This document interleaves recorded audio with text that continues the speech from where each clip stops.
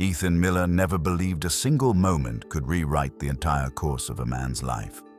But on a cold Seattle night, when he found a shivering black puppy abandoned beneath a flickering street lamp, he thought he was doing something simple, human, compassionate. He had no way of knowing that by picking up that tiny, trembling creature, he wasn't rescuing a dog. He was stepping into a destiny he couldn't possibly understand. Because less than 24 hours later, that same fragile puppy would do something impossible. Something no living animal should be able to do, and Ethan would realize he hadn't just brought home a stray. He had brought home a secret the world was never meant to see, and someone out there already knew. Ethan Miller hated leaving the hospital on nights like this, the kind of nights when the rain didn't fall, it stabbed. Sheets of cold water blurred the streetlights into pale halos, and every passing car sent up waves that slapped against the guardrail of the overpass. After a 14-hour EMT shift, he just wanted silence. Not the mechanical silence of break rooms and ambulance bays, but the kind that let a man breathe again. The kind he hadn't felt in years. He tugged his hood lower and kept walking, boots splashing through puddles as he crossed the pedestrian walkway above the highway. The high beams of speeding cars carved streaks of white across the underside of the bridge. The smell of wet concrete and exhaust hung heavy in the air. Ethan usually cut through here because it shaved off 5 minutes, and 5 minutes meant hitting his bed before the nightmares had a chance to catch him on the couch again. But even through the storm, through the bone-deep fatigue pounding behind his eyes, he suddenly froze. There it was, a sound so faint it almost vanished between the distant sirens and the hiss of rain. A whimper. He blinked, water dripping from his eyelashes, wondering if he imagined it. It came again. Soft, thin, almost swallowed by the wind. He turned his head slowly, scanning the shadows along the rail. The walkway lights flickered, throwing uneven pools of yellow across the wet pavement. Another whimper, a little sharper this time. Ethan's pulse kicked. Years of training had taught him that tiny sounds often meant real danger. An injured animal, a child, someone collapsed and barely conscious. He stepped toward the noise, shoulders tense, eyes narrowing as he peered through the sheets of rain. That's when he saw it. A soggy cardboard box shoved against the guardrail, half crushed and slowly sinking beneath the weight of the storm. A dark shape lay inside, curled tight, barely moving. "Damn it," Ethan muttered, crouching beside it. He lifted the flaps with numb fingers, and his breath caught. A puppy. No more than a few weeks old. Black fur matted with rain, tiny body trembling so violently Ethan could see the tremors through the cardboard. And those eyes, round, glossy, holding a strange brightness even in the dim walkway light. "Hey, buddy," Ethan whispered, voice instinctively softening. "Where the hell did you come from?" There was a piece of paper taped to the box, ink running from the rain. "Can't keep him. Please help. Nothing else. No name. No explanation. Just abandonment." The puppy lifted its head at the sound of Ethan's voice, and for the briefest second, their eyes met. A tiny spark of awareness flickered there. Something too focused, too present for such a young pup. Ethan blinked hard, chalking it up to exhaustion. Carefully, he slipped his hands under the little body. It weighed almost nothing. Just cold fur, fragile bones, and a heartbeat fluttering like a trapped bird. "You poor thing," he murmured. "You shouldn't be out here." As he stood, the puppy pressed its nose weakly against his jacket, trying to burrow into warmth. Something in Ethan's chest tightened, an ache he thought long buried. He had carried people heavier than this, people in far worse condition, but somehow this tiny creature stirred a part of him he wasn't ready to face. He turned toward home. Then the puppy suddenly stiffened. A tiny paw clutched at Ethan's jacket. A soft, urgent whine escaped its throat. It wasn't random. It was purposeful, like a warning. "What is it?" he whispered. The puppy let out a sharp yelp and jerked toward the guardrail. Confused, Ethan pivoted slightly to look back, and a semi-truck barreled through the far lane below them, skidding violently, tires screaming against the wet pavement. It slammed into the concrete barrier directly beneath where Ethan had been standing seconds earlier. Chunks of debris shot upward, clattering against the underside of the overpass. The walkway shook hard enough that Ethan staggered. His heart lurched. If he hadn't stepped away, if the puppy hadn't pushed against him. Ethan tightened his hold around the trembling creature. "Okay," he whispered, voice unsteady. "Okay, you're coming with me." He crossed the rest of the overpass with a new heaviness in his legs. Each gust of wind cut through his soaked jacket, but he kept the puppy tucked close, shielding it from the storm as best he could. The city lights smeared into long reflections across the wet pavement, and Ethan's apartment building appeared like a dim, tired sentinel waiting for him. Inside the front entrance, the fluorescent lobby lights buzzed overhead. Water pooled at his feet as he wrung out his jacket. The puppy whimpered, weak but alert, and Ethan's chest tightened again. It had survived cold, rain, abandonment, and somehow it had alerted him just moments before that truck hit. Coincidence, he told himself. A lucky coincidence. But the truth settled under his skin like a slow-burning ember. He had felt a pull toward that sound on the bridge. A pull he couldn't quite explain. He took the elevator to the 4th floor. The doors dinged, open, revealing the worn-carpeted hallway. As he stepped out, Mrs. Ramirez, his elderly neighbor, poked her head out of her apartment, rollers still in her hair. "Ethan, Lord have mercy, you're soaked. And what is that?" Her voice softened when she saw the tiny bundle. "Oh, sweetheart, who left that angel in the rain?" "I found him on the overpass," Ethan said. "He's freezing." Ava, the teenager who lived with her, appeared behind the doorframe, phone already in hand. "Oh my gosh, is that a puppy? Can I—" "Not right now," Ethan said gently. "He needs warmth first." Ava shrank back but kept staring with wide, fascinated eyes. "He's cute, but his eyes look different, like really different." Ethan didn't answer. He was thinking the same thing. Inside his apartment, the quiet wrapped around him like a familiar weight. He flicked on the lamp, set the puppy on a towel, and rummaged through his meager kitchen supplies. Warm water, a little bread. He wasn't prepared for this. Not tonight, not ever. But the puppy leaned into his hands, trusting him completely. Too completely. As Ethan rubbed the pup dry with a towel, its eyes followed every movement, reflecting the lamplight in a way that made the fur on Ethan's arms rise. Not threatening, not eerie, just aware. The rain beat softly against the window. The city below hummed with distant traffic.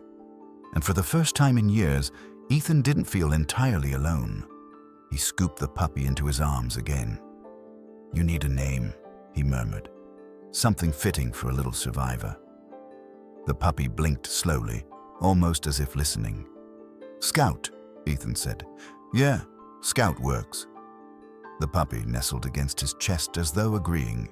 Ethan stood still for a long moment, feeling the fragile weight, the faint heartbeat, the warmth against his ribs. Something inside him shifted, something he had locked away since the night he lost the woman he loved. He didn't understand it yet, but he felt it. And somewhere deep in his gut, he sensed that finding Scout wasn't random. It wasn't chance.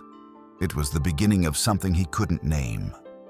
He hesitated, then spoke aloud as if someone else might hear him. If these stories touch your heart, don't forget to subscribe to Paws of Courage. Every click helps us share more tales of courage, compassion, and the incredible bonds that change lives. One dog, one human, one story at a time. The puppy yawned, tiny mouth opening wide before curling back into the crook of his arm. Ethan smiled, tired, aching, but softer than he had in years. Outside, thunder rumbled over the city. Inside, a small life breathed steadily against him, and Ethan Miller, who thought nothing in the world could surprise him anymore, felt the first whisper of something strange, something impossible, taking root. Something unbelievable was waiting just beyond tomorrow. Ethan closed the door behind him with a quiet click of someone who'd spent too many nights coming home to silence. Scout's tiny body was still pressed against his chest, warm now, but shivering lightly as though the cold of the storm hadn't completely let go. He set the puppy gently on the old plaid blanket he kept on the couch. A blanket he rarely used himself, but somehow felt right for the little newcomer. Scout shook once, a slow, deliberate tremor, then looked up at Ethan with an expression so intent it nearly startled him. "Easy," Ethan murmured, kneeling beside the couch. "You're safe now." His apartment wasn't much. Narrow kitchen, worn carpet, a single old armchair he used more than the bed, and a view of the alley where the dumpsters always seemed to overflow. He'd lived here for almost 4 years, ever since the accident took away the woman he loved and shoved him into a world where everything felt temporary. The apartment matched that feeling, functional, quiet, empty. Tonight, though, it didn't feel quite so empty. Ethan warmed some water on the stove, then dipped a finger in to test it before pouring a little into a shallow dish. He tore a soft piece of bread and soaked it, watching it soften before placing it in front of Scout. The puppy sniffed the bowl, then glanced back up at Ethan as if asking permission. "It's okay," he said softly. Scout leaned forward and began to eat. Slowly at first, then with growing confidence. Not messy, not frantic the way abandoned puppies usually were. It moved with surprising care, almost like it understood it needed to conserve its strength. Ethan watched, trying to ignore the small, inexplicable thought, whispering that this pup's behavior didn't match its size. When Scout finished, Ethan wiped its tiny muzzle with a corner of the blanket. The pup closed its eyes and leaned gently into his touch. Just slightly, but enough to tug at something deep inside him. "You've had a rough night, huh?" Ethan whispered. A soft knock on the door made him jump. Scout's ears twitched, but it didn't bark. It merely turned its head toward the sound, alert yet calm. Ethan opened the door to find Mrs. Ramirez holding a folded towel and a small bottle of dog-safe shampoo. Behind her, Ava peered in with wide, curious eyes, her phone tucked behind her back, like she was restraining herself from recording. "I thought you might need these," Mrs. Ramirez said, pressing the items into his hands before he could protest. "A baby like that shouldn't stay wet too long." "Thank you," Ethan replied. "Really?" Ava leaned sideways to catch a glimpse. "Is he okay? Did you give him a name yet?" "Scout," Ethan said. The girl smiled. "He looks like a scout. Kind of serious, kind of brave." Before Ethan could respond, Mrs. Ramirez nudged her away gently. "Let the man rest. He looks like he's one blink away from falling asleep in his boots." Ethan shut the door, faint amusement brushing through the fatigue. He turned back to find Scout staring at him with that same steady attentiveness. "All right," he sighed. "Bath time." He filled a small plastic basin in the kitchen sink, keeping the water warm but not hot. When he lifted Scout, the puppy didn't resist. Instead, it tucked its nose against his shirt, as if trusting him completely. The bath was quick. Scout tolerated the water, even relaxed into Ethan's hands as he rinsed away the mud and grime. When they were done, Ethan wrapped him in the towel Mrs. Ramirez brought and rubbed gently until the fur fluffed. Only then did he notice it fully. Scout's coat wasn't a plain black. Under the warm kitchen light, the fur seemed to hold a subtle sheen, almost metallic in places. Not shiny like a wet coat, more like the soft shimmer on raven feathers. Beautiful, but unusual. Ethan frowned and blinked. Maybe it's just the light. He carried Scout into the living room, settling on the couch. The puppy waddled closer, curling into a small ball near his thigh, but keeping one paw resting against him, as if making sure he stayed put. That simple touch, such a tiny weight, pulled at Ethan's chest in a way he wasn't prepared for. He leaned back, letting out a slow exhale. His body ached from the long shift, from the cold, from the adrenaline of the near accident on the bridge. Normally, exhaustion dragged him into a dark, restless fog where nightmares waited. Tonight, though, as Scout breathed softly beside him, the apartment felt different, less hollow. The rain had eased outside. The soft patter against the windows sounded almost peaceful. Ethan closed his eyes, not to sleep, just to rest them for a moment. Then he felt it, a gentle pressure on his chest. He opened his eyes slowly. Scout had climbed onto him, carefully, almost silently, and now sat with one paw resting on Ethan's sternum, looking at him with wide, unblinking eyes. Not frightened, not needy, grounding him, steadying him. Ethan's breath caught. He hadn't had a panic attack in months, but he knew the signs. The creeping tightness, the breath that didn't go deep enough. It was the rain, the near accident, the memory of twisted metal and a woman's hand slipping from his. It all churned beneath the surface. Yet the moment Scout touched him, something shifted. His heartbeat slowed. His breathing steadied. The tension in his jaw eased. "That's something," he whispered, voice trembling despite himself. Scout blinked slowly, gaze gentle. Ethan almost laughed at himself. What was he doing? Reading into a dog's behavior like it meant more than instinct. But the feeling was real, undeniable, strange. He lay there for a long minute, letting the warmth of Scout's body settle against him. Eventually, he lifted the puppy and set him gently beside him on the couch. "Time for bed," Ethan murmured. "Both of us." He stood and headed for the bedroom. Moments later, tiny nails clicked against the floor as Scout followed, tail tucked but determined. Ethan had half expected it. A small part of him welcomed it. In the bedroom, he placed the puppy on a folded blanket at the foot of the bed. Scout stayed there for a moment, watching quietly. Ethan slid under the covers, too tired to even think straight anymore. Just as he began drifting toward sleep, movement caught his eye. Scout was climbing, slow, wobbly, insistent, toward the crook of his arm. Ethan lifted the blanket slightly in silent permission. The little body pressed against him immediately, curling into a perfect fit. Warm, safe, more comforting than anything had been in years.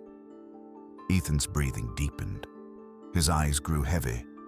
And then, just before he slipped into sleep, Scout's eyes opened. For a single heartbeat, they glimmered, not reflecting the room's dim light, not catching the glow of the street lamp outside. They shone from within. Soft, faint, but undeniably real. Ethan blinked, unsure if he was dreaming. When he looked again, the puppy's eyes were closed, breathing slow and steady against his chest, as if nothing had happened at all. He lay awake a few seconds longer, trying to make sense of it, but exhaustion finally pulled him under. Behind him, the storm passed. Beside him, a tiny creature slept, impossibly peaceful, and though Ethan didn't know it yet, the shimmer he saw wasn't a trick of the light. It was a warning, a promise, a beginning. Morning light pushed its way through the blinds in thin, uneven stripes.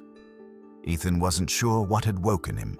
Habit, a drifting dream, or the quiet, steady warmth pressed against his ribs. He blinked groggily, feeling the weight of a small head tucked beneath his arm. Scout. The memory of finding the puppy on the bridge drifted back with surprising clarity. The rain, the cardboard box, the near accident. It all felt distant now compared to the gentle rise and fall of the tiny body breathing beside him. "Hey, buddy," he murmured. Scout stirred, stretching one paw across his chest. The small gesture, light as a whisper, carried an intimacy Ethan didn't understand yet. He hadn't shared his bed with anything living in years. Not since. He cut the thought short. The apartment was quiet, too quiet for a man who worked nights. He should have been asleep for hours, but instead, a soft restlessness buzzed under his skin. Maybe it was the storm. Maybe it was the strange flicker he thought he saw in Scout's eyes last night. Or maybe it was the odd comfort he felt. Something close to peace. Something he hadn't allowed himself in a long time. His bladder reminded him he was human. He eased out of bed, careful not to disturb the pup. Scout immediately lifted his head and followed him with those wide, attentive eyes, but stayed curled in the warm spot Ethan had left behind. "You can stay there. I'll be right back," Ethan said, then laughed softly at himself. He was talking to a puppy, like it could answer.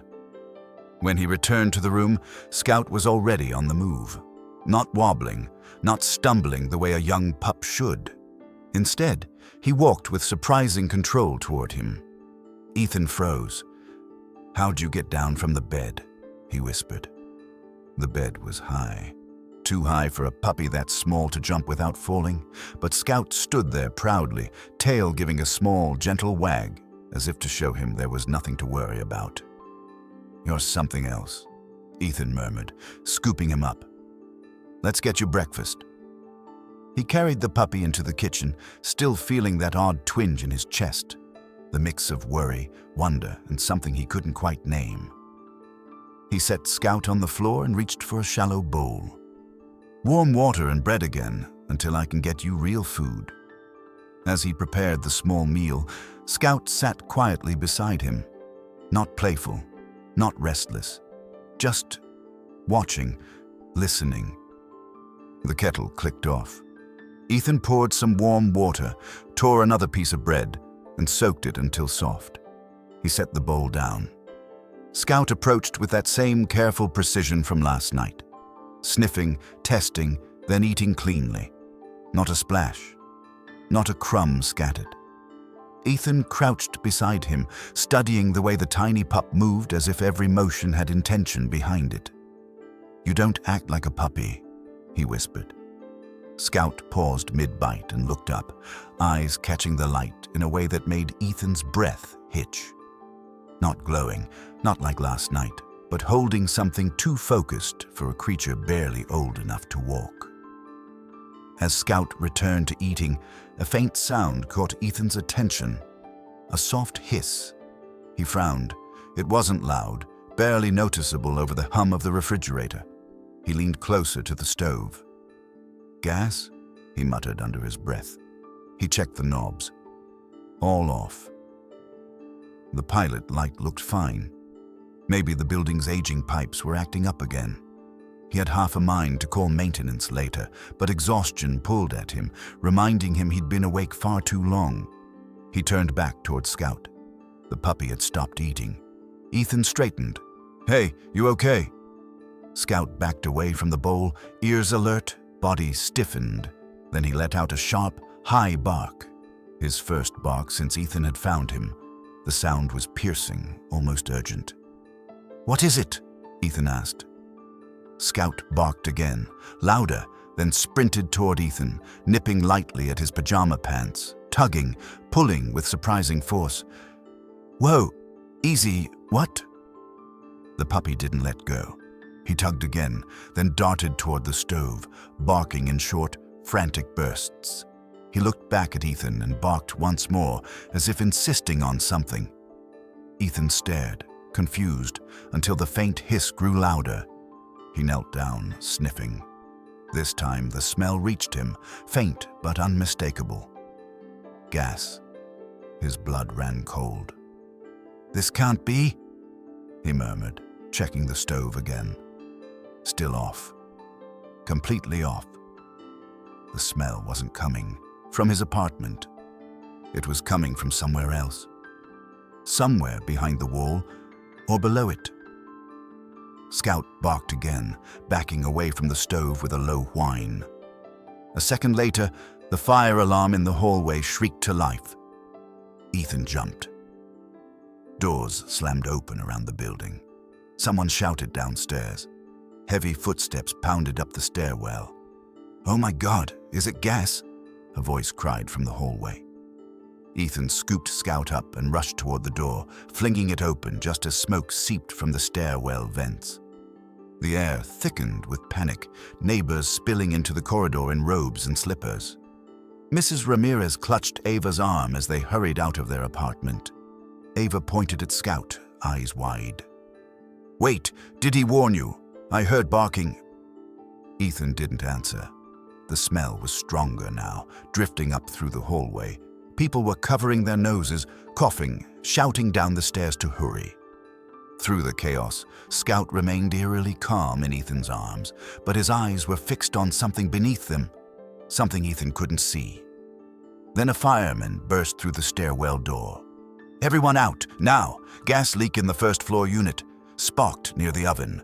We've got seconds before—" A deafening crack echoed up the stairwell. The lights flickered. The building shook. Ethan ducked, clutching Scout tighter, but the explosion didn't come. Not fully. "Just a backdraft," the fireman yelled. They had shut the main valve in time. "Move, move," he shouted, guiding people toward the exit. Outside, neighbors gathered on the wet sidewalk. Sirens wailed as more fire trucks pulled up. Ethan set Scout on his shoulder, trying to catch his breath. Ava stood beside him, phone in hand.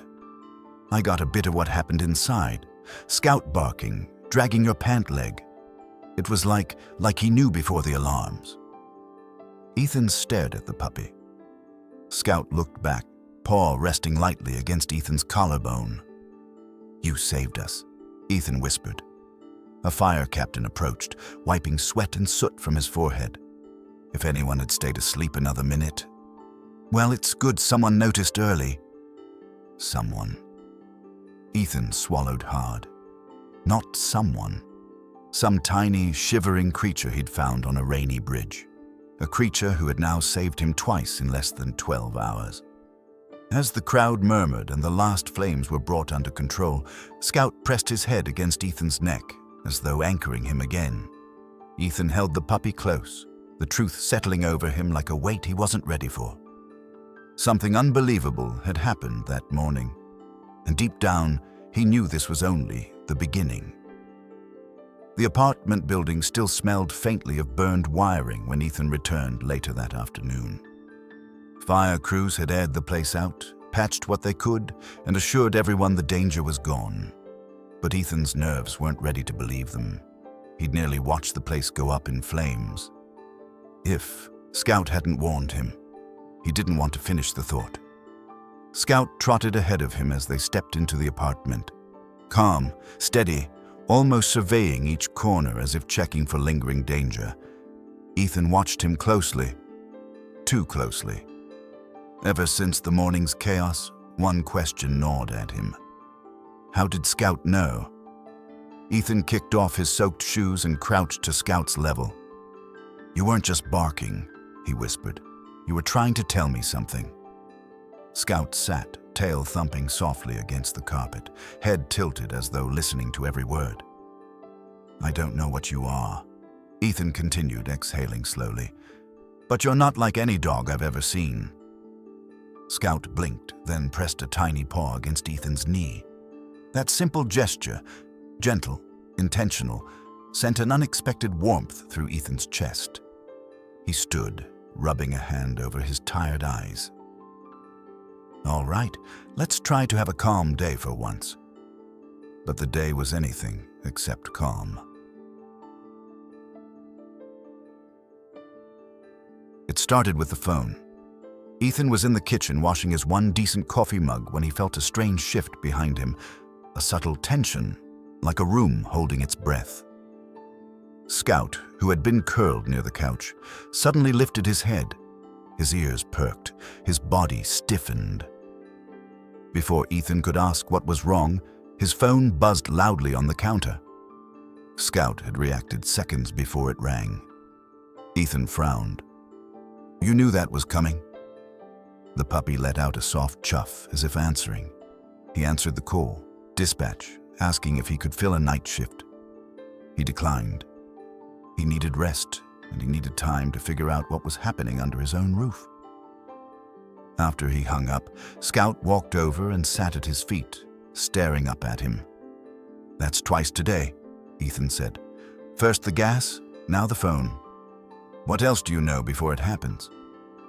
Scout didn't break eye contact. It was unnerving, gentle, but unnerving. Puppies weren't supposed to study people like this. They weren't supposed to look like they were thinking. Ethan shook his head and knelt again. "You're making me sound crazy." Scout placed his paw on Ethan's hand. Ethan froze. The gesture was soft, but there was something familiar about it, something like last night when Scout steadied his breathing. As the puppy held his hand, Ethan felt his shoulders loosen, the tension that had knotted itself into his spine easing slowly. "You're grounding me," Ethan whispered. "How are you doing that?" Scout gave a quiet sigh and nudged his hand once more. Later in the afternoon, as rain clouds thinned and weak sunlight filtered through the blinds, Ethan sat at his small desk scribbling in a notebook. He didn't journal, hadn't for years. But today he needed to write something down: the gas warning, the predictive reactions, the strange focus in Scout's eyes. His pen slipped from his fingers and rolled under the coffee table. "Great," Ethan muttered, kneeling to reach for it. The table was low, but the pen had landed just out of his grasp. He stretched further, shoulder pressed uncomfortably against the wood. Then Scout trotted over, small, confident steps, and peered under the table with him. Ethan was about to move when the puppy reached forward, pawed the pen gently, and nudged it toward him with precise, controlled pushes. The pen rolled into Ethan's waiting fingers. He stared. "You did that on purpose?" Scout stepped back, tail wagging once in a calm, almost satisfied motion. Puppies didn't do that, not without training, not at Scout's age. Ethan sat back on his heels, holding the pen as if it weighed 10 pounds. "What are you trying to tell me, little guy?" Scout simply trotted back to the couch, hopped up with surprising accuracy, and curled into a perfect circle, watching Ethan again with those deep, knowing eyes. Around 5 p.m., a knock came at the door. Mrs. Ramirez poked her head in, hair tightly curled, sweater buttoned to her chin. "I brought you a proper meal, dear. After a day like today, no man should be cooking for himself." Behind her, Ava hovered, phone in hand. Ethan smiled gratefully. "You really didn't have to." "I insist," she said, setting a warm casserole dish on his counter. "And, well, Ava has something she wants to show you." Ava stepped forward, cheeks pink. "I posted the video of Scout barking and pulling at you this morning. Just a short clip. I didn't show your face. I just thought it was, amazing." Ethan's stomach tightened. How many people saw it? She bit her lip. A few thousand already. Maybe more. Mrs. Ramirez nodded. "People love dog heroes, Ethan. Scout saved lives." Ava's voice softened. "But he wasn't like a normal dog. He wasn't scared. He acted like he knew." Ethan swallowed hard. "He did." The girl slowly looked down at the puppy curled on the couch. "He's different, isn't he?" Scout lifted his head, watching her with quiet intensity. For the first time, Ava stepped back. Not afraid, but startled by how focused Scout seemed. Mrs. Ramirez noticed. "He has old soul eyes," she murmured. "Some animals do." Ethan forced a small smile, thanked them again, and gently ushered them out. But as soon as the door clicked shut, he sagged against it. "Great," he whispered under his breath. "The whole building is talking." Scout padded toward him, tail brushing softly across the carpet. "This isn't your fault," Ethan sighed, scooping him up. I need to figure this out before someone starts asking questions I can't answer." The puppy nestled into his chest, his little heartbeat steady and warm. Ethan carried him back to the couch, sinking into the cushions. Scout curled beside him, paw resting on his arm again. "Everyone's going to notice soon," Ethan said quietly. "It's only a matter of time." Scout blinked slowly. As the sky darkened, the city lights flickered on one by one. The apartment filled with a soft amber glow. Ethan closed his eyes, leaning back into the couch, the familiar weight of the puppy anchoring him again. The hiss of danger from the morning was gone. The panic had faded, but unease still lingered at the edges of his mind, an awareness that Scout's abilities were only beginning to reveal themselves. He opened his eyes and looked at the pup. "You're no ordinary dog," he whispered, "and soon, someone else is going to notice." Scout pressed closer, as if promising silently, "I'm here, I'm with you. Whatever happens next, you're not alone." Ethan believed him, but he also knew one thing with chilling clarity. Something was coming. Something bigger than a gas leak. Something that would challenge everything he thought he knew. And Scout, tiny, quiet, impossibly aware Scout, was at the center of it all. Ethan didn't sleep much that night. He lay awake long after Scout had drifted off beside him, watching the tiny pup breathe with that strange, steady rhythm. Every time he closed his eyes, he saw flashes of the day, the gas leak, the barking, the moment Scout tugged him away from danger before the alarms even started. It played in his mind like a memory he couldn't quite accept but couldn't deny. By morning, the decision was made. He needed answers. As he pulled on his jacket, Scout padded up to him, tail lifting in a soft arc, as if sensing the tension in the air. Ethan knelt and scratched gently behind the pup's ear. "We're going to the vet," he said quietly, "just to make sure everything's okay." Scout blinked, then leaned forward and placed one paw against Ethan's chest, a gesture that seemed to say, "I trust you." Ethan drew a slow breath. "Yeah, I trust you too." The veterinary clinic sat on the corner of Pine and 6th, its green awning flapping lightly in the morning breeze. Inside, the waiting room buzzed with the usual chaos of barking, whining, and the clatter of claws on tile. But Scout didn't make a sound. He sat alert in Ethan's lap, watching each movement around him as though analyzing the room. A massive German shepherd in the far corner suddenly barked, loud, sharp, defensive. Scout didn't flinch, but he did lift his head and lock eyes with the dog. The shepherd whimpered and turned away. Ethan swallowed hard. Okay, that's new. He wasn't the only one who noticed. A couple across the room exchanged uneasy glances. A child pointed. Someone whispered, "Did that puppy just..." before curiosity could turn into questions.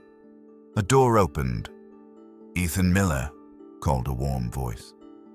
Dr. Harper stepped out, clipboard in hand. She was in her late 40s, with the confident, practiced calm of someone who had seen every sort of pet emergency imaginable. Her brown hair was tied back neatly, and her eyes softened when they landed on Scout. "And this must be the little guy you found," she said gently. Ethan followed her into the exam room.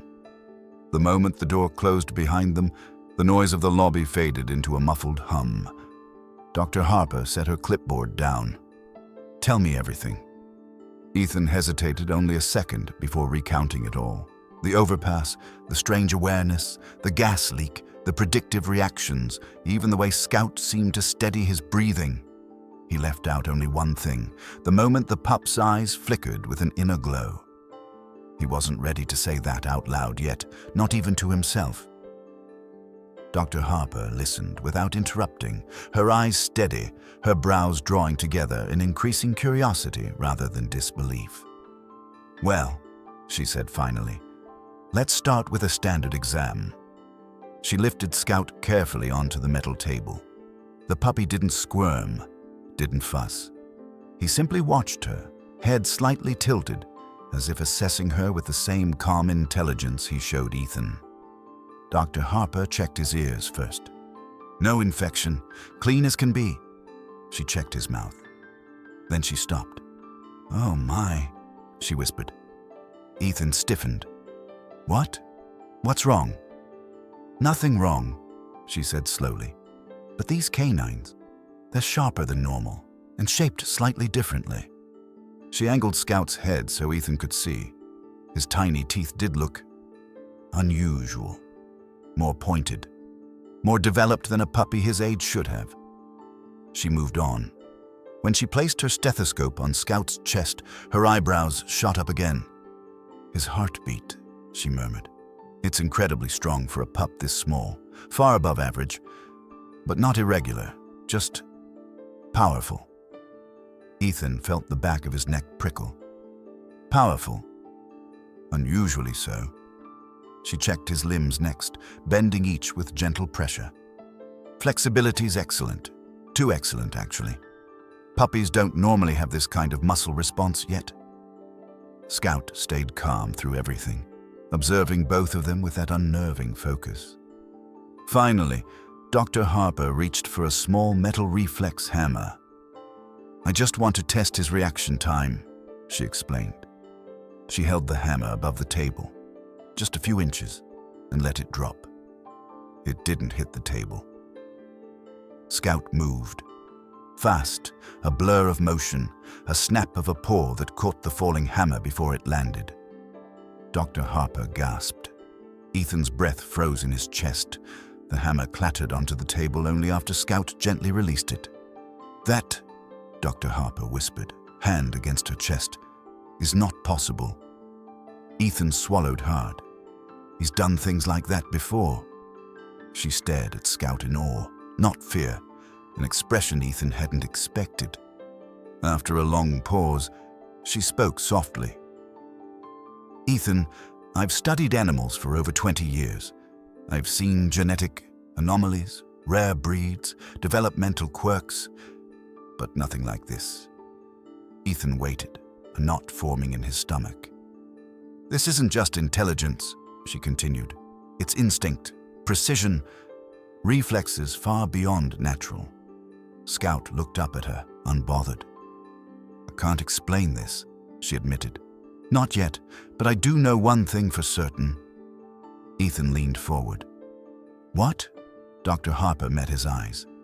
"He's bonded to you, deeply, more than any young pup I've ever seen. It's as if you're his anchor." Those words pressed against something in Ethan's chest he hadn't allowed himself to feel for years. His anchor.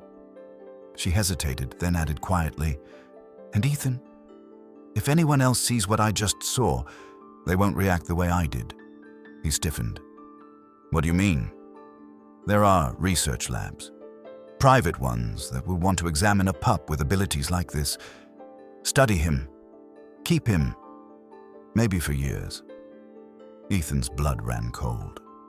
"No," he said immediately. "That's not happening." "I'm not saying it will," she reassured him. "But be cautious. You've got something extraordinary here. People get curious, and curiosity isn't always kind." Scout reached out and touched Ethan's sleeve with his paw, a quiet vow in a tiny gesture. Ethan lifted him into his arms, holding him close. "Thank you," he said to Dr. Harper, voice tight, "but I'm not letting anyone take him." She nodded solemnly. "Make sure they don't." As Ethan drove home, Scout curled in the passenger seat, watching him with those expressive eyes that seemed to read far too much. Rain clouds drifted past the skyline. The world felt strangely fragile, like it could crack open at any moment. He remembered the hammer caught midair, the powerful heartbeat, the reflexes, the warning about labs that might want him. He glanced at Scout. The pup's tiny paw reached out instinctively, resting on Ethan's arm. "I don't care what they find in your DNA," Ethan whispered. "You're with me. I'm not losing you." Scout's eyes softened, and for the first time Ethan realized it wasn't fear he felt anymore. It was resolve. Whatever Scout was, however impossible his abilities seemed, He was family now, and Ethan would protect him from anyone who tried to take him. Ethan didn't realize how quickly a simple video could spread until the notifications began piling up on his phone. It started as a soft buzz while he brewed his evening coffee, then another, then 3 in a row. At first, he ignored them. He assumed it was dispatch asking him to pick up another shift. But when he finally checked, his stomach tightened. Ava had tagged him in a post. The video she'd captured that morning, Scout barking, pulling at Ethan's pant leg, warning him of the gas leak, had gone viral. 78,000 views, over 1,000 comments, hashtags he didn't recognize. Oh no, Ethan muttered under his breath. Scout lifted his head from the couch, ears pricking at the tension in his voice. Ethan sat beside him, rubbing a hand over his face. "Buddy, this isn't good." Scout patted across the cushions and sat beside him, pressing his small body against Ethan's hip. Ethan opened the post again. Hero puppy saves. Apartment building, gas leak warning, came from mysterious pup. Is this the smartest puppy in America? The comments ranged from amazed to intrusive. What kind of dog is that? No puppy reacts like that. Is this thing trained? I want one. Where do you get a dog like that? Something's off about those eyes. I bet it's some hybrid experiment gone wrong. Ethan's jaw clenched. The internet had a habit of turning wonder into suspicion, and suspicion into something worse. A sudden knock at the door startled him. He scooped Scout into his arms, protective instinct kicking in hard, before opening the door. Ava stood there, flushed and breathless. "Mr. Miller, I'm so sorry. I didn't think the video would blow up like that." Ethan softened. She was a teenager, enthusiastic, not malicious. "It's not your fault, Ava. You didn't mean any harm. But people are asking weird questions," she said quietly, voice trembling as she twisted her phone in her hands. "Some even asked me if you'd sell Scout. I blocked them, but it felt creepy." Ethan felt a cold knot forming in his stomach. "Thanks for telling me. There's more." Ava swallowed. "A man was outside earlier. He asked which apartment had the miracle dog. I didn't tell him anything, but he didn't seem like a reporter. He just watched me for a long time." Ethan's grip tightened around Scout. "What did he look like?" "A black hoodie, cap low over his eyes. He had this weird way of standing still like he was waiting for something." A flicker of unease moved through Ethan. "All right, if you see him again, you come straight to me or your grandma. Don't talk to him." Ava nodded. "I will. I'm really sorry." When she left, Ethan shut the door firmly, checked the lock twice, and leaned his forehead against the wood. Scout placed a paw on his shoulder. "You're right to be worried," Ethan murmured.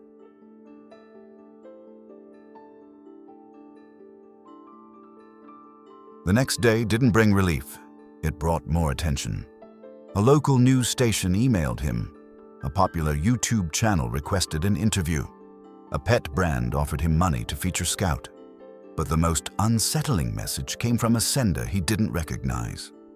Northwest Behavioral Lab. "We saw your puppy's remarkable instincts. We'd like to meet him. Compensation provided. Harmless, non-invasive testing. Please respond." Ethan's skin crawled. Labs didn't ask for harmless testing. Labs wanted control, ownership, access. Dr. Harper's warning echoed in his mind. If anyone else sees what I saw, they won't react the way I did. He deleted the email. A second one arrived within minutes, then a third. He blocked the address. Scout, sensing the shift in his mood, jumped onto the couch beside him and nudged his hand gently. "I'm not letting them get near you," Ethan whispered, stroking the pup's head. But deep down, fear gnawed at him. The kind of fear that said he wasn't being paranoid. He was being watched. That evening, Ethan needed groceries, milk, bread, something quick for dinner. He hesitated to leave the apartment, but Scout seemed calmer than usual, as if reassuring him. So he slipped the puppy into a small sling bag, head poking out comfortably, and headed to the nearby supermarket. Inside, shoppers moved through the aisles with the usual quiet impatience. Scout rested calmly against Ethan's chest, eyes scanning everything with a quiet alertness. An elderly woman smiled as she passed. "What a sweet little thing." Ethan smiled politely. "Thank you." But as he turned the corner, he froze. A man in a dark hoodie stood near the produce section, pretending to examine apples while watching him through the shelves. Ethan's breath caught in his throat, the same description Ava had given. He turned away quickly, heart pounding, and moved to another aisle. Scout tensed, ears twitching, eyes locked on the direction of the hooded man. "Easy, buddy," Ethan whispered. "We're almost done." But when he reached the checkout, the man appeared again, this time at the store's exit, hands casually in his pockets, head angled just enough to keep Ethan in view. Scout let out a low, controlled growl, so deep it didn't sound like it came from something that small. "Okay," Ethan muttered, abandoning his basket. "We're leaving." He walked toward the back of the store instead, slipping out through the small employee exit and into the alleyway. Scout stayed tense, alert, watching behind them. They reached the street quickly, and Ethan hurried home, checking over his shoulder more times than he cared to admit. The hooded man never followed, at least not visibly, but Ethan knew what he felt. They were being hunted.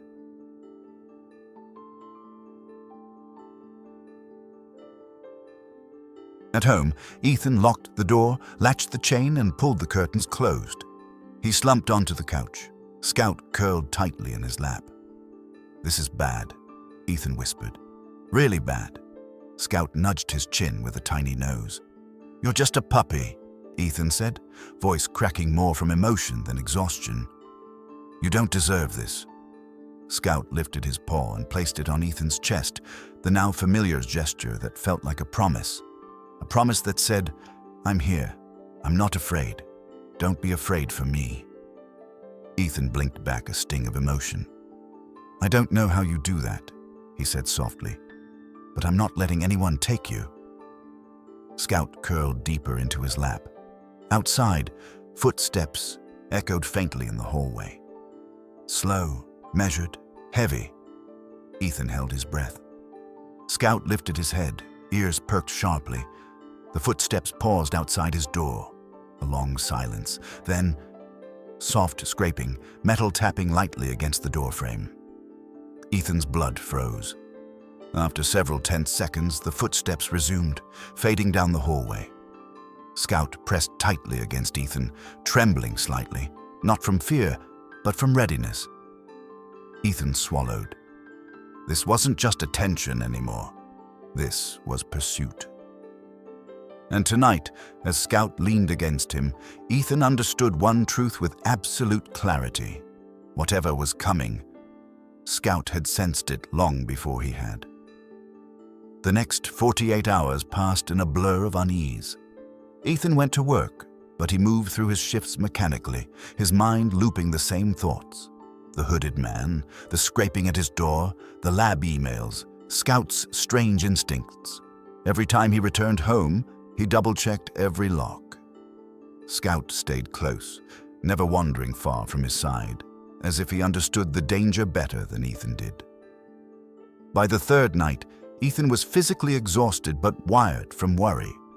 When dispatch called, begging him to cover a late shift, short-staffed again, he reluctantly agreed. He didn't want to leave Scout alone, but he couldn't risk losing hours. Rent was due. Bills waited. Life didn't pause for fear. To his surprise, Scout didn't protest when Ethan grabbed his keys and backpack. Instead, he sat calmly by the door, gaze steady. "You're coming?" Ethan asked softly. The little pup walked forward and pressed both paws gently against Ethan's shin, looking up with quiet certainty. Ethan exhaled. "All right, buddy. You're with me." He slipped Scout into the sling bag he used earlier, leaving the top open so the pup could peek out. Scout nestled against his chest, warm and alert. By the time his shift ended at 2 in the morning, the hospital was silent except for the soft beeps of machines and the distant rumble of gurney wheels. Ethan clocked out with heavy eyes and headed toward the underground parking garage beneath the ER wing. A single flickering bulb lit the stairwell. Scout shifted in the sling, ears twitching. "No," Ethan whispered, tightening his grip on the strap. "I don't like this place at night either." The door to the garage creaked loudly as he pushed it open. Concrete walls echoed each footstep, amplifying the silence. His old sedan sat halfway across the lot, the only car in the row. Halfway there, Scout stiffened. Every muscle in the tiny body went rigid. Ethan froze. "What is it?" Scout's gaze snapped to the left, toward a dark pillar near the exit ramp. Ethan followed his eyes. A figure stepped out of the shadows. The hooded man. The same height, same posture, same quiet stillness Ava had described. His hands were buried in his pockets, but his stance radiated intent. Not curiosity. Predation. Ethan's breath faltered. "Can I help you?" His voice was steady, but adrenaline surged through his veins. The man tilted his head slightly. "You've got something that isn't yours." Ethan's stomach tightened. "He's mine. Back off." The man stepped forward, and that's when Ethan noticed the glint of metal tucked in his right hand. A short blade, barely visible beneath the sleeve of his hoodie. "You don't understand what you have," the man said, voice low. "Hand over the dog. You'll walk away unharmed." Scout growled, not a puppy growl.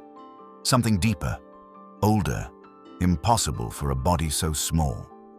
The sound echoed off the concrete walls like distant thunder. The man faltered, just for a heartbeat, but then he lunged. Ethan stepped back, but the man closed the distance fast, reaching for the sling bag. Before Ethan could react, the attacker swung the blade toward him. Scout exploded. One moment he was nestled against Ethan's chest. The next, he was a streak of black fur blasting out of the sling. He hit the attacker's arm with a force Ethan couldn't comprehend, tiny jaws snapping with precision. The blade clattered to the concrete. "Jesus!"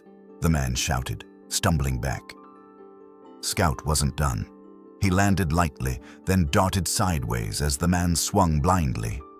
His movements were impossibly fast, sharp pivots, low leaps, tiny paws gripping the slick concrete like it was instinctual.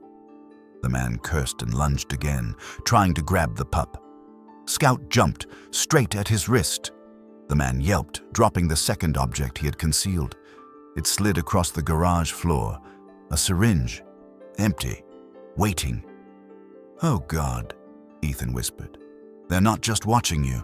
They want to take you." The man snarled, wiping at the scratch on his arm. "He's coming with me, one way or another."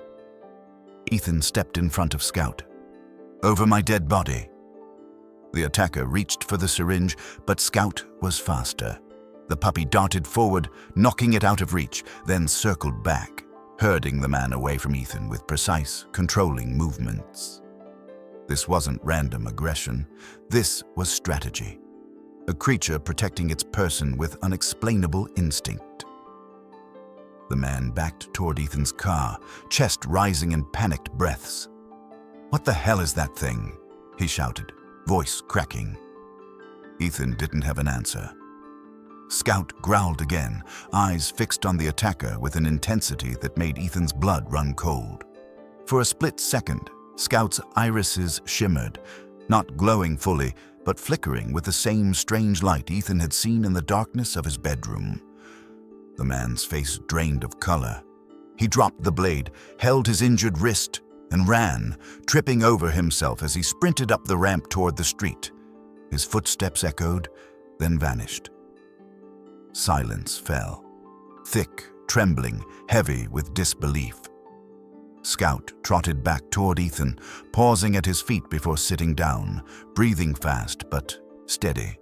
His eyes softened, the strange shimmer fading into the warm brown Ethan was used to. Ethan sank to his knees, heart pounding so hard he thought it might burst. "You saved me," he whispered, voice breaking. "Scout, you saved my life." Scout stepped forward and placed his tiny paw on Ethan's arm. The gesture was the same one he had made in moments of fear, panic, or pain, but tonight it meant something deeper. "I'm here, you're safe, we're in this together." Ethan pulled Scout into his arms, burying his face into the puppy's soft fur. "I don't know what you are," he whispered, barely audible. "But you're mine, and I'm not letting anyone take you." A shaky breath left him as he stood, still holding Scout close. His car waited nearby, but his sense of safety had evaporated. Someone had come after Scout, someone who wasn't afraid to use force. The world outside didn't see a puppy. They saw an anomaly, something worth stealing or studying. Ethan tightened his grip. "Let's get home," he murmured. "We need to figure out our next move." As he walked toward the car, Scout rested his head against Ethan's shoulder, sighing softly. But even in that small sound, Ethan could feel it. Tonight was not an isolated attack. It was the first crack in a much bigger storm forming around them. And only now did he understand just how far people were willing to go to get their hands on Scout. The night after the attack in the parking garage, Ethan didn't sleep. He lay awake on the couch with Scout curled tightly against his chest, listening to every creak of the old apartment building, every distant footstep in the hall. The memory of the hooded man, of the blade, the syringe, the raw fear in his voice when Scout confronted him, looped through Ethan's mind like an echo that wouldn't fade. He wasn't imagining it anymore. He wasn't exaggerating. Someone wanted Scout, and they were willing to cross lines to get him. By the time the sky outside shifted from black to gray, Ethan had made up his mind. They couldn't stay here. He sat up slowly, letting Scout slide into his lap. The pup blinked groggily, then nudged his chin with a soft, questioning whine. "I know," Ethan murmured, rubbing the pup's head. "I hate this too, but we can't pretend anymore. You're not safe here, not while people are watching. Not while they're trying to take you." Scout pressed a paw against his chest. Steady, grounding, familiar. Ethan swallowed hard. "We're leaving Seattle. Today."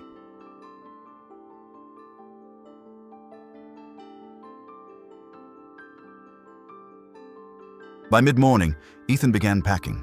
Not everything, just what he needed. Clothes, medical supplies, a few keepsakes he couldn't abandon. The rest stayed behind. He didn't know where he was going yet, only that it had to be far enough and quiet enough for the world to forget about a viral video and a miraculous puppy. Scout followed him from room to room, calm but watchful, as if he sensed the weight of the decision. Every time Ethan paused, Scout touched him with that same reassuring paw. "You're brave," Ethan whispered. "Braver than I ever was." A light knock came at the door. Scout stiffened immediately. "Easy," Ethan whispered, scooping him up before opening the door just a crack. A familiar voice whispered, "It's just me, sweetheart." Mrs. Ramirez and Ava stood there, both wearing worried expressions. Ava clutched a small USB drive in her hand. "We heard yelling in the hall last night," Mrs. Ramirez said. "Someone said they saw a man running out of the building. We wanted to make sure you're all right." Ethan forced a steady breath. "We're okay, but I can't stay." Ava stepped forward and pressed the USB into his palm. "You need to see what's on this." Ethan frowned. "What is it?" "I was going through the old security camera in our hallway," she said. "It doesn't record well, but look at the timestamp." He plugged the drive into his laptop. A grainy grayscale video popped up. Ava pointed. "Watch the top left corner." The footage showed Ava's door. A moment later, she appeared. 12 hours earlier, stepping out to take out the trash. As she passed under the balcony of the floor above, something shifted. A heavy planter, one of those big ceramic ones, tilted, rocked, tipped over the railing. Ava didn't see it, but something else did. Scout. A much smaller Scout. Weeks ago, the day Ethan brought him home. The puppy bolted out of Ethan's apartment before the door even finished closing, sprinted across the hall, and slammed into Ava's leg with surprising force, just enough to make her stumble backward. The planter crashed where she had been standing a second earlier. Ava's voice shook as she looked up at Ethan. He saved me that day. I didn't know. I never even knew how close I was. Ethan stared at the screen, heart pounding. Scout had saved him, saved dozens of people in the gas leak, saved Ava, saved him again in the garage. And not one of those moments was random. Mrs. Ramirez crossed her arms firmly. That puppy has a purpose, Ethan. I don't know what kind, but I've lived long enough to know when something comes into your life for a reason. Her words hit deeper than she knew. Ethan's throat tightened as he nodded. Thank you for everything. If you ever need a place to come back to, she said softly, this door is open. Hours later, with Scout settled in the passenger seat, Ethan loaded the last bag into the trunk. The sun dipped low, painting the buildings gold. It should have been peaceful, but as he stepped toward the car door, a voice echoed from the sidewalk. You're actually leaving. Ethan turned. Marcus, his closest friend since high school, stood near the curb. He looked tired, like he'd been carrying words around for days. Ethan exhaled. I didn't tell you because I knew you'd try to talk me out of it. Marcus shoved his hands into his jacket pockets. I'm not here to talk you out of anything. I just need to know you're not walking into something you can't handle. Ethan's jaw tightened. What am I supposed to do? Let someone kidnap him? Turn him over to a lab?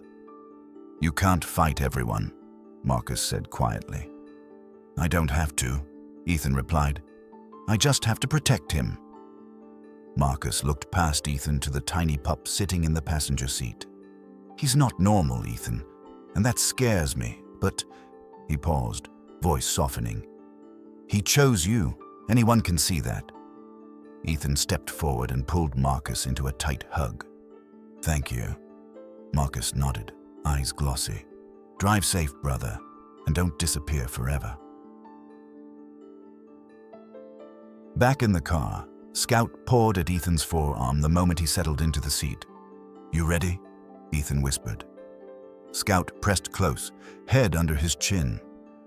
Ethan started the engine. The radio flickered on with soft static, but he switched it off. He needed silence.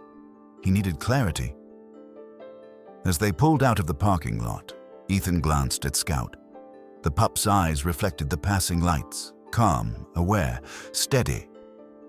You saved Ava, Ethan murmured. You saved all of us. And I had no idea. Scout blinked slowly, resting his paw atop Ethan's arm once more. Emotion swelled in Ethan's chest, deep, fierce, protective. I don't care what the world thinks you are, he said. You're family, and I'm done letting fear control our lives.